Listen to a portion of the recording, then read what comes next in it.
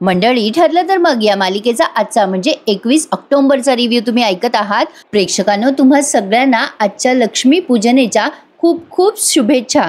ही दिवाळी तुम्हाला सुखाची, समृद्धीची आणि भरभराटीची जाओ. तर आजच्या भागामध्ये मैना आणि सदाशिव लोखंडे या दोघांनाही एक्सपोज करायला सुरुवात झाली आहे बरं का प्रेक्षकांनो. आणि एवढंच नाही तर आजची मालिका अचानक 360 अँगलमध्ये बदलली आहे. ती कशी, त्यासाठी पटापट रिव्ह्यू देते, ऐकत राहा. मला माहिती आहे तुम्ही सगळे बिझी आहात, मी पण बिझी आहे, पण वेळात वेळ काढून तुम्ही या मालिकेचा रिव्ह्यू ऐकताय त्यासाठी खूप खूप थँक्यू. तर सुरुवातीला आपण बघतोय सायलीने साड्यांची खरेदी केली आहे मैनासाठी आणि त्या साड्या तिला शोभून दिसताय असं म्हणत असते. अर्जुन म्हणत असतो, डॅड, सायलीनं ऐकतच नव्हती, खरेदीच करत नव्हती. शेवटी मी तिला सांगितलं की दिवाळी आहे तुझ्या आईवडिलांची या घरात, पहिलीच दिवाळी आहे ना सायलीच्या आईबाबांची या घरातली. मग प्रतापराव म्हणतात, हो ना, छान शॉपिंग केली आहेस अर्जुन. आता हा सदाशिव त्या कुर्त्याकडे सारखा बघत असतो. मग सायली म्हणते, काय झालं बाबा, तुम्हाला हे कुर्ते आवडले नाही का? सदाशिव म्हणतो, नाही ग सायली, ते मोठे मोठे दुकानं पाहून जरा बचकायला झालं बघ मला. सायली आता अर्जुनकडे बघते आणि अर्जुन तिला स्माईल करतो मध्येच. आता हा सदाशिव म्हणतो, भारी भारीची कापडं होती ग तिथे, 1000 रुपये मीटरची, म्हणजे त्याची शिलाई तर मी शिवतो ना त्याच्यासारख्या छोट्या मशीनची नव्हती, मोठ्या मोठ्या मशीनवर शिवलेले होते ते. अगं मला आवडणार नाही असं कसं होईल ग? सायली म्हणते, बाबा यातला एक कुर्ता घाला ना, बघा की कसा दिसतोय तुम्हाला. मग तो म्हणतो, अगं नको, राहू दे सायली. मग मैना म्हणते, अहो लेक म्हणते तर घाला की.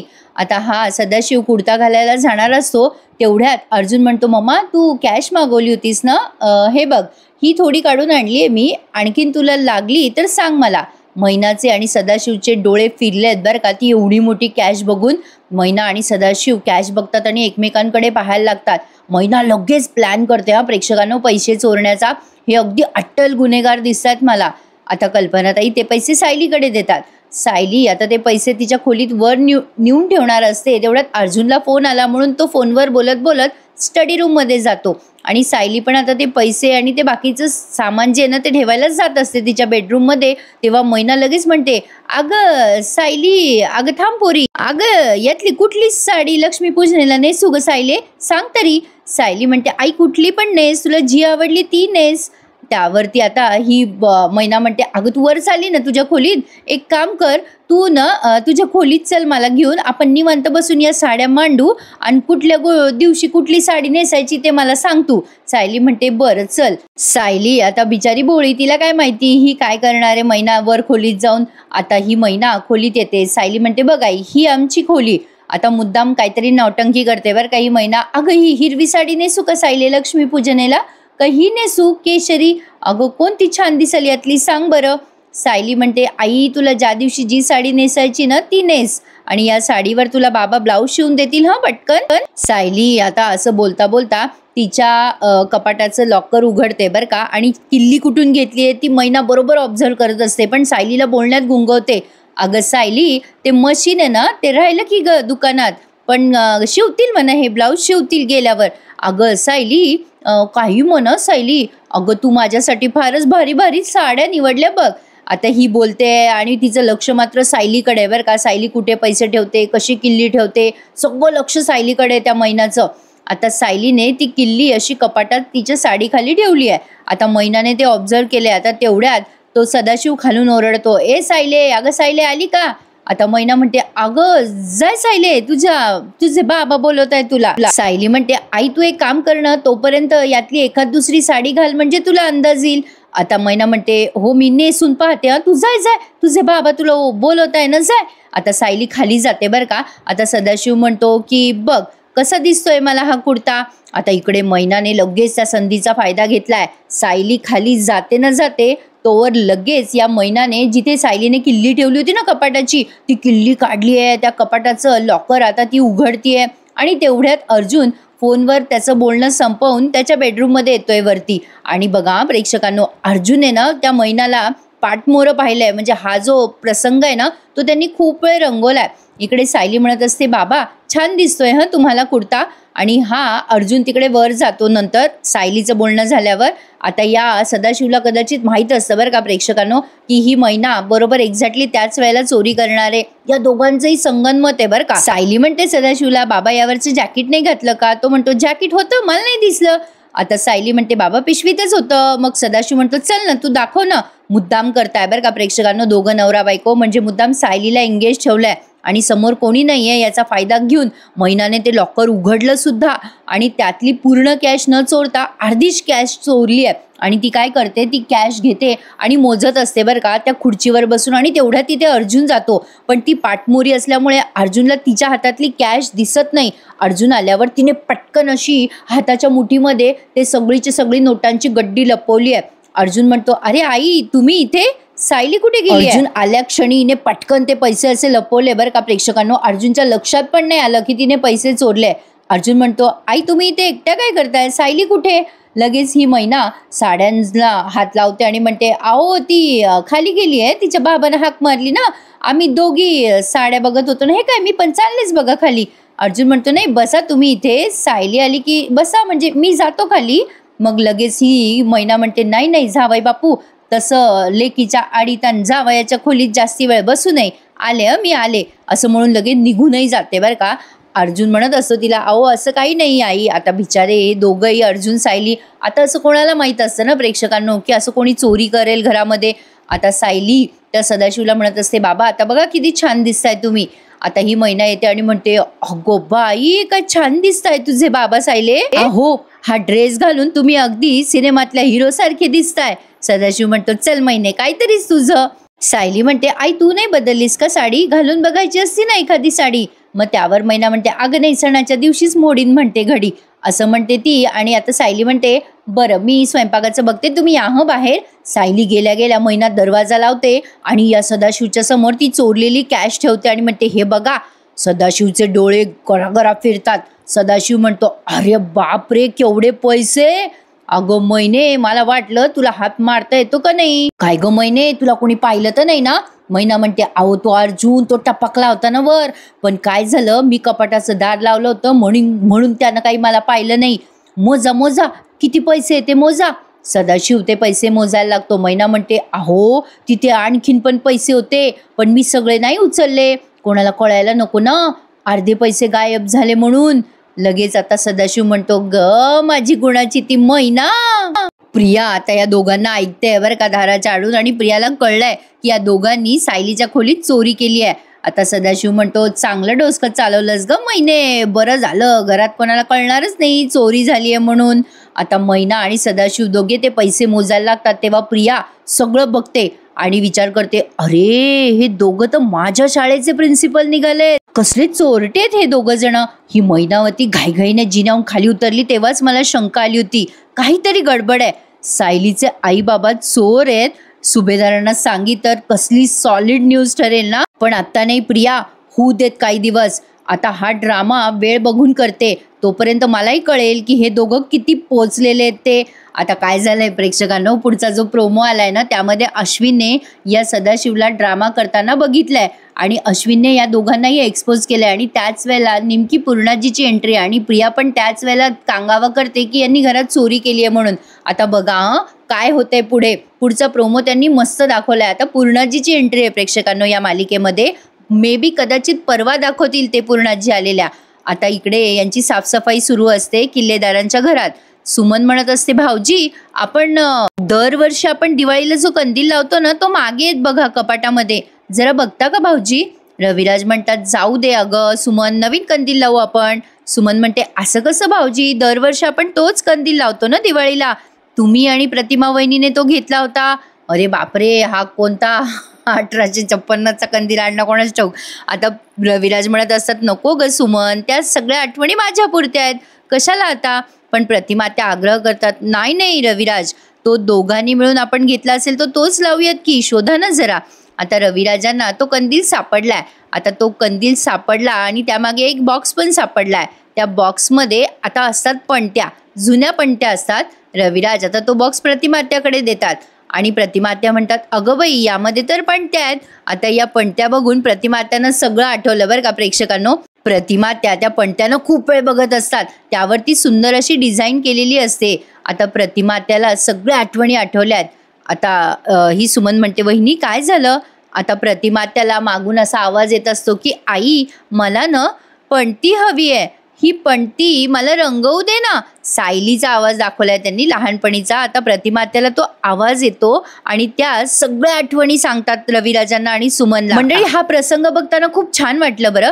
आता सुमन काही म्हणणार तेवढ्यात प्रतिमा म्हणते, ही पणती तर आपल्या तन्वीने रंगवली आहे ना. रविराज म्हणतात, हो अगं प्रतिमा, या सगळ्या पणत्या पूर्णाईकडनं आणल्या होत्या ना तन्वीने.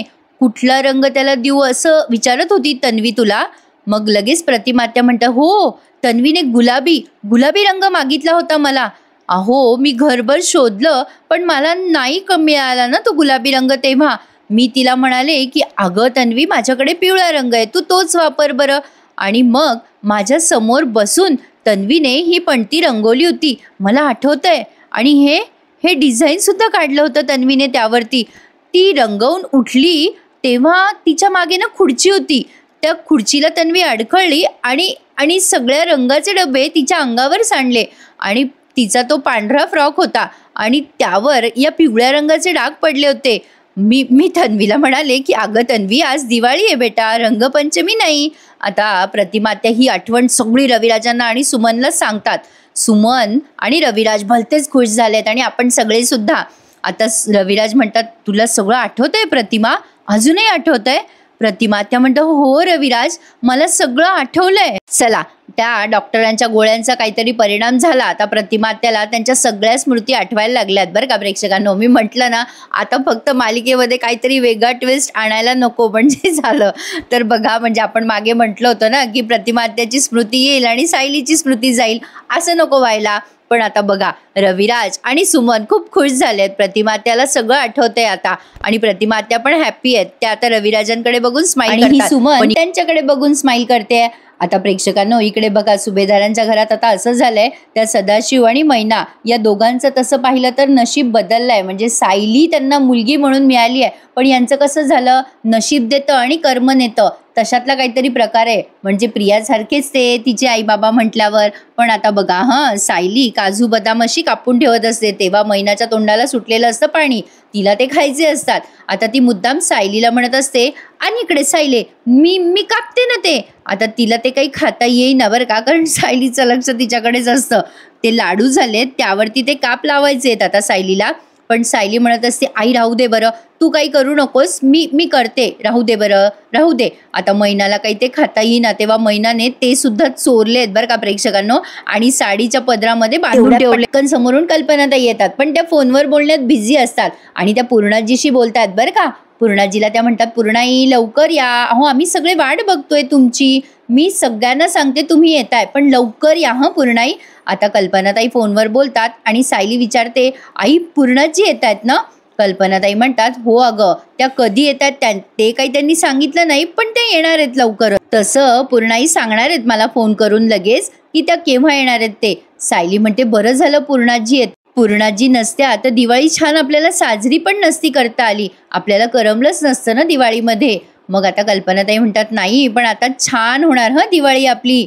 आता ही विमल म्हणते, आता तर आपल्या सायलीताई दुप्पट उत्साहाने दिवाळी साजरी करणार. तर सायली म्हणते, आई मी ना अनारसे करायला घेते आणि चिवडा पण करायला घेते. आई यांना सांगते फटाके आणा, म्हणजे आपल्या पूर्णाजींना अनार, फुलबाजी असे फटाके आवडतात ना.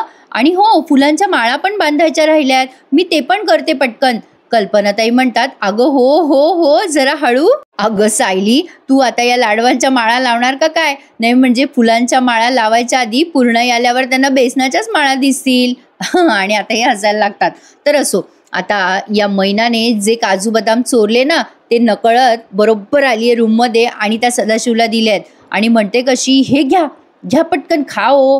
सदाशिव म्हणतो, अगं हे काय मैने, काजू बदाम काय गं हे मैने, अगं हे कुठून आणले तू, याची किंमत माहितीये का तुला? मैना म्हणते, तुम्हाला काय करायचंय हो किमतीशी, आमचा उद्या ना आपल्याला कुठे विकत घ्यायला जायचंय. या घरामध्ये काजू बदामाचा पाऊस पडतो, पाऊस. एक नाही बरेच उचलून आणलेत मी, खा मजा करा. सदाशिव आता खातो आणि म्हणतो, मैने अगं काय तोंडाला चव आली ग माझ्या. मैना म्हणते, आली ना खा मग. सदाशिव म्हणतो, पण मैने आता बारीक सारीक गोष्टीवर असं खुश नाही राहायचं. या घरामध्ये पैशाचा धबधबा वाहतो, धबधबा नाही, 2-4 थेंबानं समाधान मानायचं नाही. मैने येत आहे का तुझ्या ध्यानात? मैना म्हणते, हो येतंय येतंय माझ्या ध्यानात, आता मोठा हात मारला पाहिजे. त्या सायलीच्या खोलीतून घेतलेले पैसे काही पुरायचे नाहीत आपल्याला, सारखी सारखी चोरी केली तर लक्षात येईल त्यांच्या. आता हा सदाशिव म्हणतो, आता आपण हात नाही मारायचा, पैसे कसे काढायचे याचा वेगळा रस्ता शोधायचा. मैना म्हणते, बरोबर आहे तुमचं, 4-5 वेळेला असा हात मारून निदान 4-5 वर्षाची तरी सोय व्हायला पाहिजे आपली. पोरीचं सासर आहे आपल्या शेवटी. नाही, इथून जर उद्या जायचं काम पडलं तर असं नको वाटायला काही फायदाच नाही करून घेतला आपण. सदाशिव म्हणतो, आता कसं बोलली मैने, पटापट डोकं खा जीव, आणि 8 रस्त्यानं कसा डोकं खा जीव मैने, आणि 8 रस्त्यानं या घरातून कसा पैसा काढायचा ना याचा विचार कर. आता मैना काजू बदाम खाते आणि तिला पटकन आयडिया येते आणि म्हणते, ओ माझ्या डोक्यात एक आयडिया आली आहे, सांगू का? सदाशिव म्हणतो, सांग ना मग पटकन. मैना काहीतरी कुजबुजते बरं का या सदाशिवच्या कानामध्ये. आता ते आपल्याला ऐकवलेलं नाहीये. मैनाने काहीतरी प्लॅन केलाय मोठी चोरी करण्याचा, आणि सदाशिवला तो प्लॅन आवडला. सदाशिव म्हणतो, वा ग माझी मैना ती, आणि असं म्हणून तिची दृष्ट काढतो. काही दाखवल्या प्रेक्षकांनो हे दोघं जण, म्हणजे अचानक जरा बरे वागतात आणि अचानक एकदम काहीच्या काही वागतात असं दाखवलंय. पण असो, आता बघा इकडे मैना आणि सदाशिव यांच्या चोरीचा प्लॅन ठरलाय, आणि आता पुढच्या भागात ते असं दाखवतील की अश्विन आणि प्रिया दोघं मिळून यांची चोरी एक्सपोज करतात, आणि मग या दोघांना घराच्या बाहेर हाकलत असतात, आणि मग पूर्णाजीची एंट्री होते. असं काहीसं आपल्याला दिसणार आहे. म्हणजे याचा अर्थ सदाशिव आणि मैना अजून काही दिवस आपल्याला मालिकेत दिसणार आहेत. तर बघा प्रेक्षकांनो, सायली आता अंथरुणाच्या घड्या घालत असते. आता सायली बाईला काय हवंय ते अजून अर्जुनने ओळखलेलं नाहीये, त्यामुळे अर्जुनवर अजून सायली रुसली आहे. बरं, तिला काय हवंय ना प्रेक्षकांनो ते तिने आज सांगितलंय, आणि जरा बघा काय झालंय. सायलीशी बोलायचा प्रयत्न करत असतो. तो म्हणत असतो, बायको पाणी नाही आणलंस का तू आज? नेहमीप्रमाणे रात्रीच्या अंथरुणं पांघरुणं घालणं चाललेत यांचे. सायली म्हणते, ते तिथे ठेवलंय, घ्या तुम्हाला हवं असेल तर. अर्जुन म्हणतो पुन्हा, अगं इथे ते अरे हां ब्लँकेट राहिलं ना तुझं. काहीतरी निमित्त करून सायलीशी बोलायचा प्रयत्न करतोय. सायली जरा नाराज असते. आता अर्जुन मुद्दाम म्हणतो, अगं बायको तुला थंडी वाजते ना, घे ना ब्लँकेट. आता सायली तिथेच खाली बसली आहे दिवाणवर. अर्जुन म्हणतो, ए बायको बघ, मला तुझ्या मनातलं सगळं कळतं की नाही? सायली आता काहीच बोलत नाही, शांत बसते. अर्जुन म्हणतो, काय ग बायको अजून रुसली आहेस तू? अगं सांग ना मला एकदा तरी, तुला हवंय तरी काय? अगं असं काय करतेस, तू काही सांगितलं नाहीस तर माझं पूर्ण दिवस स्पॉईल होईल ना उद्या, मला करमणार नाही ना. असं काय करतेस सायली, तू काहीच बोलली नाहीस आता पण, तर माझी रात्र पण वाईट जाईल. सांग ना ग बायको, काय झालंय, कुठली गोष्ट हवी आहे, सांग ना प्लीज सांग ना. आता सायली काही सांगे ना. अर्जुन आता लाडात येतो आणि तिच्या खांद्यावर डोकं ठेवतो आणि म्हणतो, सांग नको बायको काय झालंय? सायली म्हणते, लाडात नका येऊ मला नाही सांगायचं जा. अर्जुन म्हणतो, प्लीज बायको सांग ना एकदा तरी सांग ना. सायली म्हणते, पुरे. आता ती अशी गोड लाजते गालातल्या गालात आणि म्हणते, अशी एकच गोष्ट आहे बरं का जी मला हवी आहे, आणि ती आतापर्यंत तुम्ही मला दिलीच नाही आहे. अर्जुन म्हणतो, अरे आता असली कुठली गोष्ट आहे? आता हे जरा मला सस्पेन्स होतं बरं का, म्हणजे आपल्या सगळ्यांसाठीच. सायली म्हणते, तुम्ही ना अजून मला ते दिलं नाही आहे, एक छोटासा अर्जुन. अरे बापरे, आता अर्जुन ते ऐकतो आणि त्याला भलतंच भारी वाटायला लागतं. आणि तो आता हसतो आणि म्हणतो, अच्छा असं आहे, तर माझ्या लक्षातच आलं नाही, मग तर आता कामाला लागायला हवं आत्तापासून, नाही का? सायली आता हसते बरं का. आता अर्जुन तिच्या जवळ येणार तेवढ्या ती लाजते गोड. असं छान रोमॅन्टिक सीन त्यांनी दाखवलाय. अर्जुन तिला आता जवळ घेणार तेवढ्यात सायली म्हणते, अहो असं काय करताय, लाईट तरी बंद करा ना. आता एक छान नवरा बायको मधला रोमॅन्टिक सीन त्यांनी दाखवलाय. आता अर्जुन लाईट ऑफ करतो आणि डायरेक्ट पहाट झालेली दाखवली आहे त्यांनी. म्हणजे थोड्या दिवसात यांच्या घरामध्ये छोटा अर्जुन किंवा छोटी सायली येणार. तर सायली आणि अर्जुन असे एकमेकांच्या हातात हात घेऊन घट्ट झोपलेले असतात असं दाखवलं त्यांनी. आता तो उठल्या तिच्याकडे बघतो आणि ती झोपलेली असते सायली. त्याला खूप छान वाटतं तिच्याकडे बघताना. अर्जुन आता सायलीकडे बघतो आणि म्हणतो, बायको आजचा दिवस मला फॅन्टॅस्टिक जाणार आहे. सायली पण आता उठली आहे, आता तिचा डोळा उघडलाय. आता ती म्हणते, कशावरून आहो? अर्जुन म्हणतो, सकाळी तुझी गोड स्माईल बघितली ना तर खूप भारी वाटतं बायको. तू हसतेस ना तेव्हा तुझे डोळे एवढे गोड दिसतात ना की असं वाटतं तुझी नजर काढावी. सायली म्हणते, मी तर तुमच्याकडे कितीही वेळ बघितलं ना हो, तरी माझं मन ना भरतच नाही. दोघेही एकमेकांकडे बघून स्माइल करताय आणि त्यांच्या दोघातले नाजूक हळवे असे क्षण ते एन्जॉय करतात. अर्जुन सायलीच्या या रोमॅन्टिक सीनवर त्यांनी आजचा हा भाग इथे समाप्त केलाय. पुढच्या भागामध्ये आपल्याला असं दिसतंय की हा जो सदाशिव आहे ना, तो कुठल्या तरी डॉक्टरला पैसे देतोय. आता तो डॉक्टर म्हणतो अजून पैसे द्या ना, खोटं खोटं फ्रॅक्चर करायचंय ना तुमच्या बायकोला. सदाशिव म्हणतो जेवढे पैसे दिले तेवढे पुरे. माझ्या बायकोला तू खोटं खोटं प्लास्टर केलंय ना, मग कशाला तुला जास्ती पैसे हवे रे. आता या सदाशिवचा आणि डॉक्टरचा संवाद अश्विन रावांनी ओळखलाय आणि ऐकलाय. आता अश्विन येतो आणि मैनाच्या हातावरचं प्लास्टर काढतो आणि सगळ्यांसमोर या मैनाला एक्सपोज करतो आणि म्हणतो बघा बघा हिला काहीही झालेलं नाहीये, यांचा हात काहीही झालेला नाहीये, काहीही खर्चटलं नाही तुम्हाला, ऍक्सिडेंट झाला म्हणे ना तुमचा, हे खोटं बोलताय. पैशावरून वाद घालताना मी बघितलंय यांना. आता सदाशिव बद्दल सांगतो तो, तेव्हा सायली म्हणते आई बाबा तुम्ही असं का वागला? अश्विनला प्रियाची नाटकं नाही दिसत, त्याला या मैनावतीची नाटकं बरी दिसली. म्हणजे चला प्रिन्सिपलला हा धडा शिकवू शकतो, तर प्रियाला नक्कीच धडा शिकवेल अशी आपण आशा करूयात. तर आता ही प्रिया पण यांना एक्सपोज करायचा प्रयत्न करेल आणि यांना घरातून हाकलून देतील आणि तेव्हाच पूर्णाजीची एंट्री दाखवणार आहेत. प्रेक्षकांनो, असा होता आजचा हा रिव्ह्यू. कसा वाटला तुम्हाला मला नक्की कळवा आणि आपल्या चॅनलला सबस्क्राईब करायला विसरू नका. उद्या भेटूयात मंडळी पुन्हा एकदा. तुम्हा सगळ्यांना पुन्हा एकदा लक्ष्मी पूजनेच्या खूप खूप शुभेच्छा.